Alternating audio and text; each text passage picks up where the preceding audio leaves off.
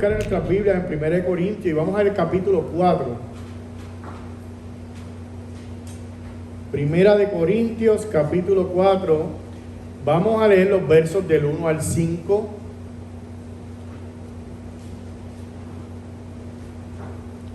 Primera de Corintios 4, versos del 1 al 5.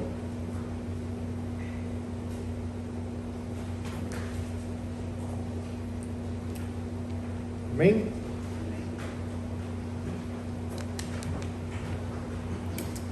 Dice así la palabra del Señor.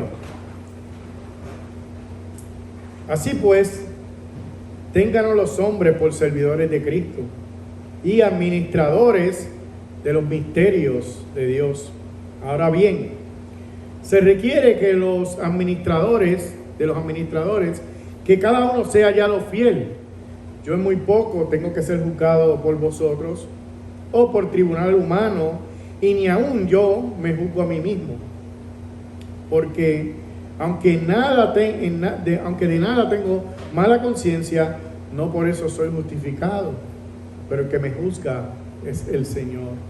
Así que no juzguéis nada antes de tiempo, hasta que venga el Señor, el cual aclarará también lo oculto de las tinieblas y manifestará las intenciones de los corazones, y entonces cada uno recibirá su alabanza de Dios. Señor, gracias por tu palabra que hemos leído en esta tarde. Hemos cantado, hemos orado, hemos leído tu palabra, Señor. Y hoy participamos de la cena, Señor. Y qué bendición. Ahora vamos a predicar tu palabra. Y te pedimos, Señor, que tú hables a nuestros corazones. Es tu palabra, más cortante que una espada de dos filos, Señor. Y ella, Señor, trabaja en nuestros corazones, de manera que nosotros no podemos imaginarnos, Señor. No importan los métodos humanos que la gente diseñe para cambiar a las personas, solamente tu palabra es capaz, por medio de tu Espíritu Santo, de cambiar corazones de piedra en corazones de carne. Y te pedimos, Señor, que tú hagas esa obra en nuestros corazones, Señor, cada día, en Cristo Jesús. Amén. Bueno, hemos llegado al capítulo 4 de Primera de Corintios. Como ustedes saben, estamos en la serie de Corintios. La semana pasada el pastor Jonathan terminó este capítulo 3, ¿verdad? Y hoy comenzamos con el capítulo 4.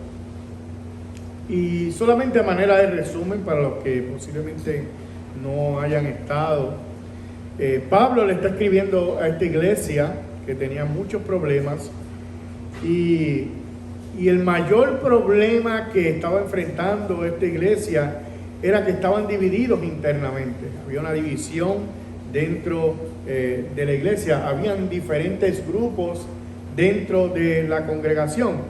Y lo que Pablo hace en Corintios, ¿verdad?, en esta carta de 1 Corintios, es que toma los primeros 4 capítulos y los dedica a confrontar a esta iglesia con este problema que ellos tienen de la división. Así que los primeros 4 capítulos van dirigidos a la división. Así que los versos que nosotros acabamos de leer todavía están enfocados en la división interna que había en la iglesia. Ya hemos visto cómo Pablo habla de la sabiduría del hombre, la sabiduría humana versus la sabiduría de Dios. Vemos cómo habían grupos dentro de la iglesia, y Pablo, ¿verdad?, le habla a estos hermanos y le dice que esto de grupo, esto no debe de existir dentro de la iglesia. Ahora, en los versos que nosotros acabamos de leer, Pablo está hablando aquí a los líderes de la iglesia. Primero le habló al grupo de hermanos, ahora le habla a los líderes de la iglesia.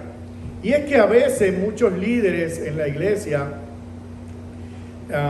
se ven ellos mismos como el causante del éxito de su congregación. Y pareciera, ¿verdad?, que Pablo está tratando de enfrentar este problema en esta iglesia. Sí, habían grupos que se identificaban con ciertas personas, pero estas personas en los cuales este grupo se identificaba, Apolo, Pablo, Pedro, no deben ser símbolo de exaltación. Y él está hablando a los líderes en estos 5 versos que nosotros hemos leído. Y el problema es que nosotros como seres humanos nos gusta exaltarnos, nos gusta hablar de nosotros mismos, y nos gusta que la gente evalúe lo que estamos haciendo y nos felicite, y eso hace que nosotros nos sintamos bien y nos da ánimo, y eso hace que nosotros posiblemente nos inflemos de alguna manera. Y esas son prácticas que el mundo secular utiliza, quizás en el mundo corporativo, en el mundo artístico, en los deportes, en muchas áreas del mundo secular. Pero en la iglesia la cosa no funciona de la misma manera. Nosotros no estamos llamados, los hombres, a ser exaltados unos por encima de otros. Y eso incluye los líderes de la iglesia. Nosotros los líderes no estamos llamados a estar por encima de nadie.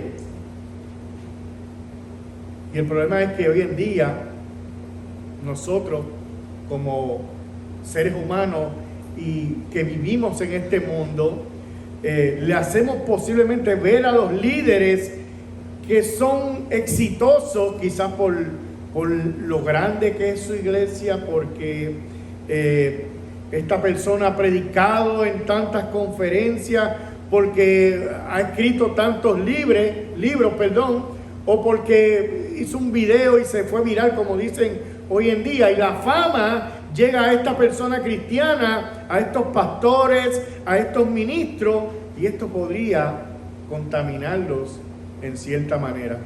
Muchas de estas cosas no existían cuando Pablo escribió esta carta, pero usted puede ver cómo Dios en su sabiduría, luego de 2000 y pico de años, todavía Dios sigue hablando no caduca la palabra de Dios. Nos llega como si fuera escrito totalmente para nosotros. La fama pudiera llegar a algunos pastores y líderes, y eso podría contaminar su vida. Y eso es lo que Pablo está tocando en los versos que nosotros hemos leído en esta tarde. Me gustó mucho cómo el pastor John MacArthur, divide estos versos, así que los voy a dividir de la misma manera, tres puntos. Y él los llama las características de un ministro de Dios. Las características de un ministro de Dios. Y la primera característica de un ministro de Dios es su identidad. Y está en el primer verso. Mire cómo dice el primer verso. Así pues, téngannos los hombres por servidores de Cristo y administradores de los misterios de Dios. Es interesante que nosotros tuvimos los caballeros discutiendo este pasado jueves en nuestra clase. Estábamos hablando sobre algunas reglas de cómo interpretar la Biblia correctamente. Y uno de los puntos que hablamos es un punto que voy a utilizar ahora mismo. Hay que tener en cuenta las palabras de conexión. Para poder interpretar bien la Escritura, hay que tener en cuenta las palabras de conexión. Y aquí hay una palabra de conexión. Así pues, si usted ve eso, está hablando de algo que sucede anteriormente. Bueno, lo que dice así pues nos está conectando con el capítulo anterior. Y una cosa que dijimos es que la Biblia no fue escrita en capítulos y versículos, fue en cartas. Las dividimos en capítulos y versículos para poder encontrar más fácil lo que estamos buscando. Así que cuando Pablo dice así pues, se está refiriendo a lo que él ha dicho anteriormente. Él está exhortando a los corintios a que no miren a los hombres, ya sean estos Pablo, Apolo o Pedro. Les dijo que miraran a Cristo y que en Cristo ellos lo tenían todos. Y también dijo que cuando usted es un siervo de Cristo, Nosotros somos colaboradores unos con otros. Nadie está por encima de ningún otro. Así que por medio de este así pues, Pablo conecta la enseñanza del capítulo 3 a lo que ahora él está por escribir. Y él dice, así pues, ténganos los hombres por servidores de Cristo. Todo líder llamado por Dios es un servidor de Cristo, no es nada más. Eso es lo que son cualquier ministro, pastor, predicador, músico, cantante, creyente. Usted es un servidor de Cristo.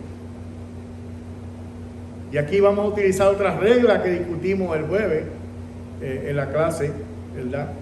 Y es buscar el significado del original. Y la palabra que Pablo utiliza aquí para hablar de servidores no es la palabra que nosotros estamos pensando. Nosotros podríamos pensar en un servidor, alguien que sirve las mesas, un sirviente en una casa, pues no. Y ese es el asunto cuando usted va a interpretar la Biblia. Hay la traducción que nosotros tenemos al español buscó la palabra más cercana a lo que nosotros tenemos en español, ¿verdad? Y se acerca a lo que el autor original quiso decir. Pero no siempre expresa realmente lo que el autor original está diciendo. Y es bueno a veces ir al original y ver qué realmente significa esa palabra. Y usted sabe qué significa esa palabra, siervo, que está ahí. Ténganos por servidores de Cristo. Esa palabra significa esclavo. Esclavo. Pero no solo un esclavo, sino el peor de los esclavos. A mí me sorprendió cuando estaba buscando esta información. Esta palabra que Pablo utiliza aquí se refiere a los esclavos que remaban en un barco. Los otros días yo monté un crucero y el barco tiene un motor que lo empuja por ahí, ¿verdad? Pero en el tiempo de Pablo eso no existía. Si usted quería llegar a un lado, no existían los motores. Entonces tenían unos esclavos que remaban en el fondo del barco. Wow, los peores esclavos eran mandados ahí, no tenían ningún privilegio. Y literalmente la palabra que Pablo usa aquí significa los remeros de abajo. Los remeros de abajo. Pablo dice, los ministros cristianos son servidores cristianos, servidores de Cristo. Los ministros cristianos son los remeros de abajo. Un buen líder cristiano jamás será un buen líder a menos que se vea como lo que realmente él es. Un simple esclavo remero sin importancia. Eso es lo que somos nosotros. Y yo creo que en la iglesia se evitarían muchos problemas si muchos ministros, pastores, líderes se vieran como este texto, como Pablo presenta a los siervos. Él se está incluyendo. Téngannos. Él no se está excluyendo, mi hermano. El verso dice, así pues, téngannos los hombres por servidores de Cristo, como los remeros de abajo. Y es que a veces nosotros los líderes nos damos más importancia de lo que nosotros deberíamos darnos. Un solo logro y ya nos exaltamos, nos inflamos, ¿verdad? Somos así. Nos gusta que nos den los likes y me gusta tu comentario y todo eso. Así somos, mi hermano. Y una victoria es suficiente para que se nos suban los humos. Tristemente somos seres caídos y así funcionamos. Así funcionamos. Yo recuerdo que una vez fui a una conferencia donde habían diferentes predicadores, y en esa conferencia muy grande habían sobre como 3,000 personas allí. Muy buenos predicadores, muy buena enseñanza, pero estaba sucediendo algo que cada vez que un predicador hablaba y decía algo que conmovía a la gente, la gente aplaudía. No sé si usted ha visto eso, ¿verdad? Cuando alguien dice algo, la gente aplaude. Y ya como al mediodía de la conferencia, el moderador pasó, tomó el micrófono y dijo bien triste: mira, hermanos, ustedes podrían dejar de aplaudirnos. Nosotros no necesitamos de sus aplausos. De hecho, sus aplausos nos hacen daño a nosotros. Yo les voy a pedir que de ahora en adelante ustedes no nos aplaudan a nosotros. Podían sus aplausos llenarnos de orgullo y eso no le agrada a nuestro Señor. Más esta vez sí que yo me quedé como que, wow. Después de ahí, hermano, nadie más aplaudió. Eso era un silencio, todo el mundo escuchando la predicación. Pero la realidad es que nosotros somos simples esclavos de Cristo, y cualquier cosita que nos exalte, nosotros la vamos a utilizar para inflarnos. Y ahí está Pablo diciendo: ustedes están siguiendo líderes. ¿Sabe quiénes somos nosotros, los líderes? Somos simples remeros, esclavos de abajo. Aquí el único grande es Jesucristo, más nadie. Y Pablo, aunque era apóstol, llamado por el Señor, y que había visto cosas que más ninguno había visto, él mismo se incluye en la lista de esclavos. Qué interesante, ¿no? Qué interesante. Él lo había dicho anteriormente en 1 Corintios 3:5. Él dice: ¿qué pues es Pablo? ¿Y qué es Apolo? Servidores por medio de los cuales habéis creído, y eso según lo que cada uno concedió el Señor. Y en este verso 5, ¿ve que dice servidores? Esa palabra servidores no es la misma palabra servidores que nosotros leímos en el capítulo 4, verso 1. Y es para que usted vea la importancia de buscar el significado. La palabra en español es la misma, en el original no.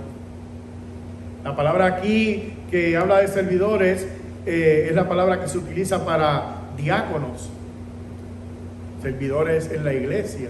La palabra en 4.1 significa esclavos remeros de abajo. Pero en este verso 1 él no solamente dice que él es esclavo, sino que él sigue diciendo: así pues, téngannos los hombres por servidores de Cristo, administradores de los misterios de Dios. Administradores de los misterios de Dios. Los ministros del Evangelio son también administradores de los misterios de Dios. Y el término griego para administrador significa literalmente mayordomo de los bienes de una familia.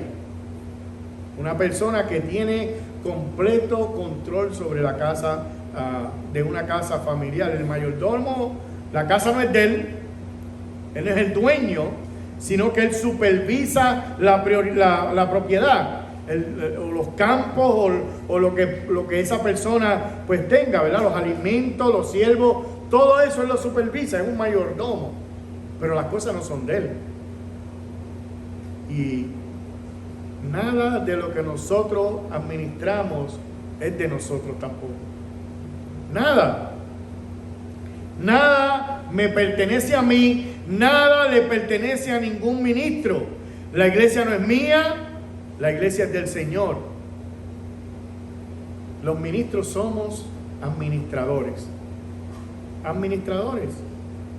Y que mucho nosotros tenemos que aprender sobre lo que dice la Biblia, porque no se dan cuenta muchos que cuando yo me proyecto a mí mismo, estoy disminuyendo lo que Cristo hizo, que es lo más importante. Y el verso dice administradores. Nosotros hoy en día con las redes sociales no podemos evitar muchas cosas. Yo recuerdo que conocí a un predicador que es muy conocido y le hicieron la pregunta: ¿cómo usted se siente cuando usted ve un meme suyo en el Facebook? Porque no es él el que lo hace, ¿verdad? Es otra persona. Él no tiene control sobre eso. Y recuerdo que él, muy avergonzado, decía, bueno, no me siento bien, decía, yo no me siento bien porque yo no soy el que estoy. Pero imagínense, en las redes sociales usted no puede ya impedir que salga su foto. Una vez alguien la pone, ahí está, y entonces usted no puede controlar eso. Entonces la gente toma la foto del predicador, le pone un quote y ahí está, para la eternidad, por los siglos de los siglos. Y esta persona le decía, yo no me siento muy bien. Pero eso es una cosa, y otra cosa es que hay algunos que sí ponen su foto, agrede, ¿verdad? Para que usted vea su foto ahí. O soy yo el que voy a ir a la actividad. Y usted puede ver flyers y guaguas y cuánta cosa hay. Y pareciera más artistas que otra cosa. Y pareciera más también que se están proyectando ellos mismos, que están proyectando el Evangelio de nuestro Señor Jesucristo. El verso dice que nosotros somos administradores de Dios. Y dice de los misterios de Dios. De los misterios de Dios. Y no es un misterio para nosotros hoy en día, ¿verdad? Porque ese misterio del que está hablando aquí Pablo ya ha sido revelado a nosotros, ¿verdad? Nosotros sabemos de qué misterio está hablando Pablo. El Evangelio era un misterio para las personas del Antiguo Testamento. Ellos no tenían idea de cómo Dios iba a salvar la humanidad, aunque profetizaron y dijeron muchas cosas en el Antiguo Testamento. Ellos no tenían conocimiento de cómo Dios iba a salvar al hombre. Moisés, David, Abraham, Daniel, Jeremías, Isaías, Elías, Eliseo, para ellos todo era un misterio. El plan de Dios para salvar al hombre era un misterio. Y ese misterio se nos ha dado a conocer a nosotros. Y somos nosotros administradores de ese misterio. De ese misterio. Estamos encargados de predicar el Evangelio al mundo entero. A nosotros, los creyentes hoy en día, se nos ha dado el placer y el gozo y la alegría de predicar el Evangelio. Y nosotros no sabemos lo bendecidos que somos al tener la palabra y el Evangelio de Dios. Y tristemente menospreciamos la bendición de tener la Biblia y su revelación. La bendición del Evangelio no le fue revelada a los grandes hombres de Dios en el Antiguo Testamento. Y hoy usted y yo la tenemos en nuestras manos, la palabra de Dios. Y antes de pasar al segundo punto y al siguiente verso, quisiera leer un pasaje que siempre me impresiona, ¿verdad? Está en Hebreos 12, del 18 al 25. Pero es solamente para que usted vea el contraste entre el Antiguo Testamento y la revelación en el Antiguo Testamento versus lo que Dios tiene para nosotros hoy en día en el Nuevo Testamento. Hebreos 12, 18 al 24. Dice: porque ustedes no se han acercado a un monte que se puede tocar, hablando del pueblo de Israel. Ustedes recuerdan esa escena donde el pueblo iba al monte y tenían miedo. Y dice, bueno, ustedes no se han acercado al monte que se puede tocar, ni al fuego ardiente, ni a las tinieblas, ni a la oscuridad, ni al torbellino, ni al sonido de la trompeta, ni al ruido de palabras, tal que los que oyeron rogara que no se les abrase más, porque ellos no podían soportar el mandato. Si aún una bestia toca el monte, será apedreada. Tan temible era el espectáculo que Moisés dijo, estoy aterrado y temblando. Esa es la experiencia del pueblo de Israel ante la presencia de Dios en el monte. Si un animal tocaba el monte, era muerto allí mismo. Asustado todo el mundo. Y uno podría pensar, wow, qué experiencia tan grande y poderosa, donde ellos mismos tenían temor de acercarse a ese monte. Pero el verso 22 dice, ustedes en cambio se han acercado al monte de Sión, a la ciudad de Dios vivo, a la Jerusalén celestial y a miradas de ángeles, a la asamblea general e iglesia de los primogénitos que están inscritos en los cielos, y a Dios, el juez de todos, y a los espíritus de los justos hechos perfectos, y a Jesús, mediador del nuevo pacto, y a la sangre rociada que habla mejor que la sangre de Abel. Qué bendición tiene la iglesia cuando se reúne a adorar a Dios. Tenemos más información. Hemos sido más bendecidos, inclusive que el mismo pueblo de Israel cuando estaba en el monte. Pero a veces teníamos la palabra de Dios y la despreciamos. Y pensamos que no es importante. Y Pablo dice, a nosotros los ministros se nos ha dado el privilegio de predicar un misterio que a los grandes hombres del Antiguo Testamento no le fue dado. Así que llegamos a la segunda característica de un ministro de Dios, y es los requerimientos. ¿Qué se requiere de un ministro de Dios en el verso 2? Ahora bien, se requiere de los administradores, que cada uno sea hallado fiel. Fidelidad a Dios. Así que el ministro no solamente es un esclavo, administrador, remero de los de abajo. Se oye despectivo, ¿verdad? Como que... Por eso es lo que somos, mi hermano. Eso es para que no nos exaltemos nosotros y nos creamos que somos la gran cosa. No solamente eso, se nos dice que tenemos que ser fieles al Señor. Si un ministro es un esclavo y un administrador, es necesario que ese administrador sea fiel. Un buen mayordomo cuenta con la confianza de su Señor. Se le ha confiado, ¿verdad?, el hogar, las posesiones de su Señor, y sin fidelidad eso sería totalmente arruinado.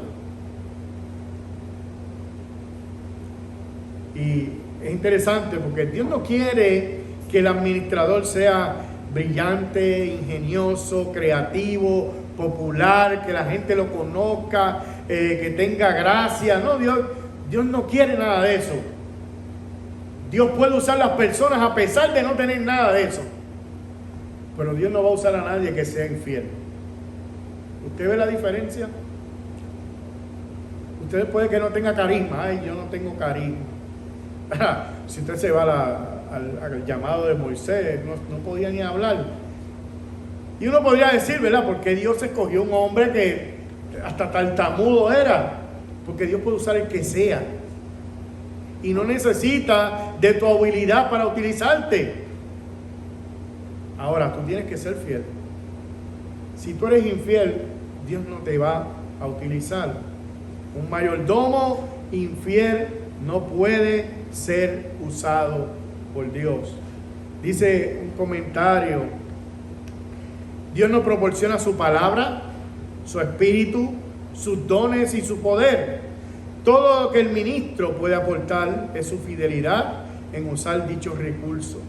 La obra es exigente, pero es básicamente simple: llevar la palabra de Dios y alimentar fielmente a su pueblo, dispensando los misterios de Dios, proclamando las verdades ocultas que Él nos ha dado a conocer. No hay ninguna gloria en esto, por lo que hay razón para calificarnos unos por encima, por lo que no hay razón para calificarnos unos por encima de otros. Lo mejor que puede hacer un ministro es ser fiel, lo cual es cumplir con el requerimiento básico. Eso es lo que se nos pide a nosotros. Así que somos simplemente esclavos remeros, administradores, que debemos ser fieles. Y la tercera característica es la evaluación del ministro. Versos 3 y 4.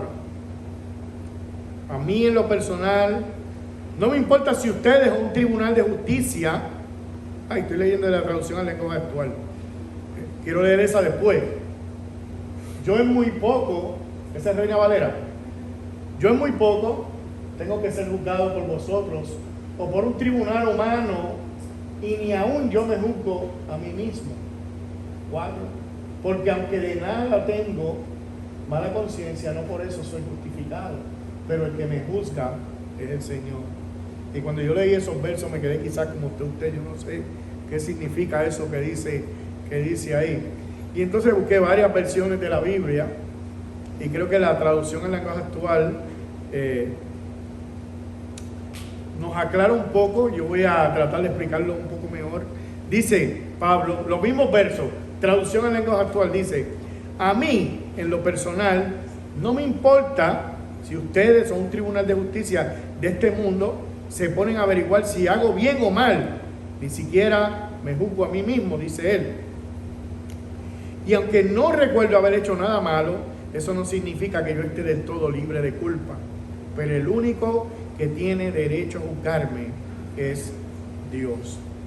Lo que Pablo está diciendo aquí es que nosotros no somos los adecuados para evaluar si un ministerio es realmente de Dios o no lo es.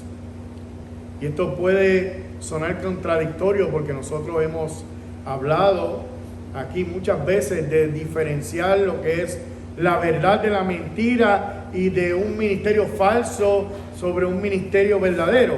Pero de eso no es lo que está hablando Pablo en este verso. Lo que él está diciendo que al final nuestro juicio no es 100% correcto. Podemos evaluar un ministerio y pensar que ese ministerio es totalmente de Dios y al final no conocemos lo que hay en el corazón de cada persona. Pero Dios es el único que puede hacer una evaluación correcta de un ministro, porque Dios conoce todas las cosas. Y como dije ahorita, ¿verdad? El mundo secular y muchos cristianos evalúan a los ministros con lo que ellos pueden ver por fuera. Y eso lo hace una evaluación defectuosa, porque tú no estás viendo lo que hay en el interior de cada persona.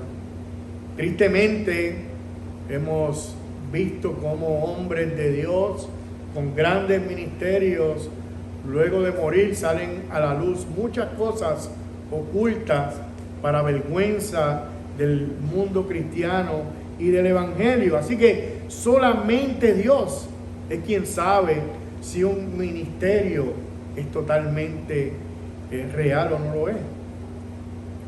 Pero muchos hombres cristianos son elevados mediáticamente por sus logros, y eso puede crear que algunos líderes sientan o tengan un sentimiento de superioridad. Y Pablo dice en el verso 3 que ni siquiera él mismo se juzga a sí mismo. Él no se juzga él mismo. Mi evaluación de mi propio ministerio va a seguir siendo defectuosa, porque me estoy evaluando yo mismo. Y yo soy un ser caído con muchos defectos. Y cuando yo hablo de mí mismo,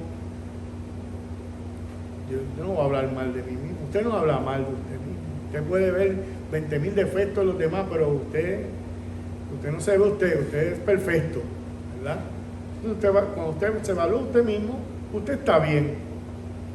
Y yo siempre voy a ver lo que yo hago.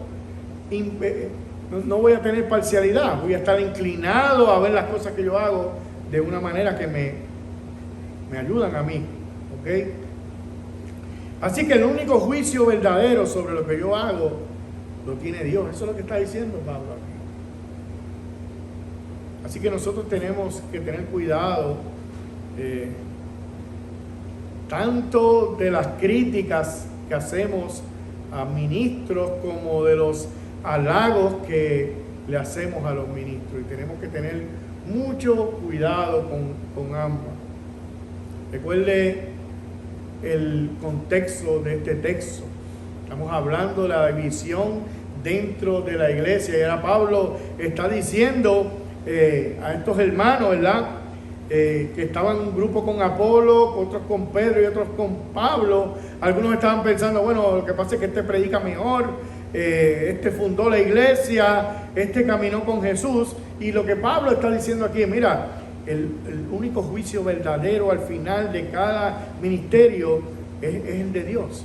Él es quien va a juzgar un ministerio con los criterios correctos. Y nosotros debemos de tener mucho cuidado cuando nuestro ministerio es exaltado, y especialmente si el ministerio es exaltado por un incrédulo. Que un incrédulo hable bien de usted, tenga mucho cuidado. Dice el verso número 5 para terminar: así que no juzguéis nada antes de tiempo, hasta que venga el Señor, el cual aclarará también lo oculto de las tinieblas y manifestará las intenciones de los corazones, y entonces cada uno recibirá su alabanza de Dios. Como dijimos anteriormente, ¿verdad? Al final el juicio correcto sobre todas las cosas, incluyendo nuestro ministerio, lo tiene nuestro Dios. Y viene un día donde lo oculto, lo que no se ve, Dios lo va a revelar. Y todos vamos a ver las intenciones reales de nuestros corazones. Y al final volvemos a dar la misma conclusión. Al final el único que sabe qué ministerio es verdadero y cuál ministerio no lo es Dios. En resumen, esto es lo que Pablo quiere decirnos en estos versos. El propósito de Pablo, dice un comentario, es demostrar que debido a que todos los ministros no son otra cosa que siervos mayordomos, debido a que ni nosotros ni ellos pueden evaluar correctamente el valor y el mérito de su ministerio, y debido a que solo Dios puede y dará la estimación apropiada en el futuro día del juicio, no solo es destructivo, sino también ridículo causar divisiones en la iglesia, discutiendo sobre quién es el siervo más honroso.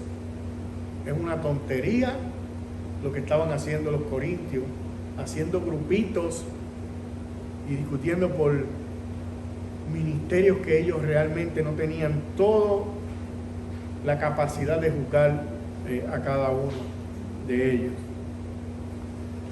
Así que somos siervos, somos mayordomos y no tenemos la capacidad de evaluar correctamente los ministerios.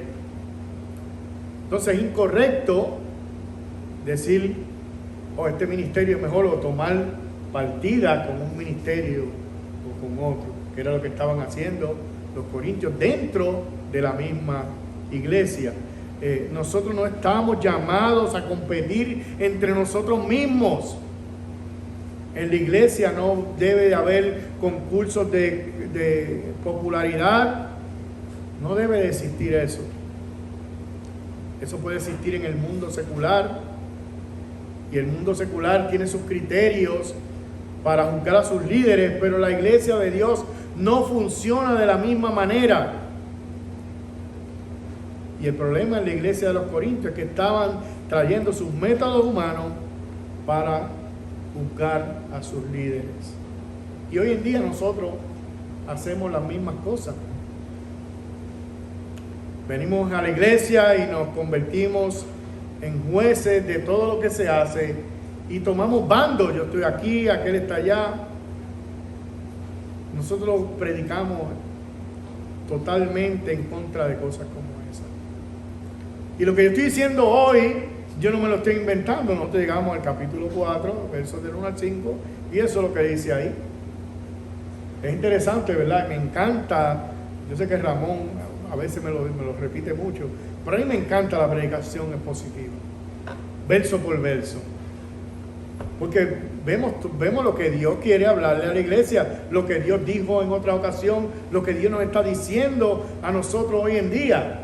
Versos como estos posiblemente no son tocados nunca si no vamos verso por verso. ¿Cuán deficiente podemos ver, o cuántas deficiencias podemos ver en nuestros líderes hoy en día, que se creen la gran cosa? De verdad, cuidado nosotros debemos de tener, especialmente cuando somos líderes. Cuidado debemos de tener. Somos simples humanos. No estamos por que Dios nos haya dado una tarea de pastorear o de educar o de enseñar. No estamos por encima de nadie. Y tampoco tengo el derecho de pisotear, ni tengo la autoridad de arrastrar a nadie simplemente porque lo puedo hacer. Que Dios nos ayude, mi hermano, a tener un concepto claro de quiénes somos nosotros. Cada vez que nosotros exaltamos un ministerio dentro de la iglesia, no solamente nos pone a competir entre nosotros mismos, sino que disminuye la obra de nuestro Señor Jesucristo en la cruz. Nos ponemos a discutir por cosas mínimas y disminuimos la obra de Cristo en la cruz. Es como si usted sufriera un ataque al corazón, pero viene el médico y le quiere poner una curita en una pequeña herida en el dedo. ¿No suena eso ridículo? Bueno, a veces hacemos eso nosotros en la iglesia. Cuando nuestro tema principal se desvía y nos olvidamos del mensaje más grande que Dios le ha dado a la humanidad, que es la salvación por medio de su Hijo Jesucristo. Cuando nosotros discutimos por cosas mínimas, insignificantes, estamos tomando la obra de Cristo y la estamos echando a un lado. Y Dios ha depositado en nosotros el mensaje del Evangelio. No podemos ignorar que se está diluyendo el mensaje del Evangelio con otros mensajes. Dios tomó un cuerpo humano, se hizo hombre, sufrió lo que tú tenías que sufrir para que ahora, si tú vienes a Él en arrepentimiento y fe, Él te pueda perdonar. Que el creador del universo tomó un cuerpo humano para poder salvar al hombre. Eso es inexplicable. Una vez alguien preguntó, ¿cómo es posible que un Dios justo puede perdonar a un pecador y siga siendo justo? ¿Cómo es posible que eso suceda? ¿Sí?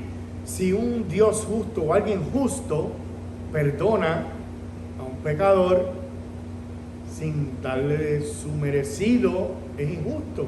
Y yo creo que lo hemos explicado muchas veces aquí. Bueno, si alguien mata a un familiar suyo y usted va al juicio y toman a la persona que lo mató y el juez llega ahí, ¿sabe qué? Y usted está ahí esperando justicia porque esa persona mató a un familiar suyo. Imagínese que el juez diga, ay, yo soy bueno, yo te perdono. Usted no va a decir, no, ese juez es bueno. Usted va a decir, ese juez es injusto. Bueno, lo mismo pasa con Dios. ¿Cómo un Dios justo puede perdonar a un pecador sin darle su merecido y seguir siendo justo? Bueno, eso lo hizo Dios por medio de su Hijo Jesucristo. Porque Dios tomó un cuerpo humano y dijo, ¿sabes qué? Tú mereces la muerte, tú mereces el infierno por toda la eternidad. Yo voy a bajar allá, yo voy a morir como tú tienes que morir, y yo voy a sufrir el infierno que tú se supone que sufras por toda la eternidad. Yo lo voy a sufrir por ti. Él pagó tu deuda. Y por eso hoy en día Dios puede perdonarte. ¿Qué mensaje es más importante que eso? Pero los corintios estaban pendientes a, oh, yo estoy con Pedro, yo con Juan, oh, fulano predica bien. Y al hacer eso, disminuían el mensaje más importante sobre la faz de la tierra, que es el Evangelio de nuestro Señor Jesucristo. Y de esa manera, mi hermano, un Dios justo puede perdonar al pecador. Hoy en día nosotros podemos venir delante del Señor y decir, Señor, perdóname. Y cuando Dios te perdona porque ya Él pagó por tu pecado. Y cuando Él te ve a ti, Él ve a su Hijo. Porque cuando Él vio a su Hijo, vio tu pecado y lo castigó. como si fueras tú. Y ahora Dios te ve a ti y te ve como si nunca hubieras hecho nada. No porque no haces nada, porque la justicia de Dios fue aplicada ante ti. De esa manera Dios puede perdonar a un hombre pecador. Así que, si tú no conoces a Cristo, tú puedes venir a Él en arrepentimiento y Él te va a perdonar tus pecados, no importa los que tengas. Él va a perdonar todos tus pecados. Y si tú aceptaste a Cristo y estás en la iglesia y eres de estos que están agrupándose en diferentes bandos, tengan mucho cuidado, mi hermano. Estamos disminuyendo la obra de nuestro Señor Jesucristo. Que aprendamos hoy que somos simples remeros, esclavos remeros. Que Dios nos ayude a ser humildes. Amén. Oremos. Señor, gracias te damos por tu bondad infinita. Qué bendición poder estudiar tu palabra y ver tu gloria. Señor, ver al final que nosotros no somos nada, Señor, eres tú el grande. Y que a veces con nuestras actitudes nosotros, Señor, no estamos haciendo las cosas, Señor, como tú demandas de tu iglesia. Permítenos comportarnos como debemos de hacerlo, Señor. Y si hay alguien que no ha recibido tu perdón, tú eres el que cambia el corazón de las personas, Señor amado. Gracias te damos, Señor. Permítenos que esta semana podamos meditar en tu palabra durante esta semana. Que tú sigas hablando en nuestras vidas, a nuestros corazones, Señor. Que eso haga, Señor, que nosotros podamos vivir mejores vidas cristianas para gloria y para honra de tu bendito y de tu glorioso nombre, Señor. En Cristo Jesús te damos gracias. Amén. Y amén.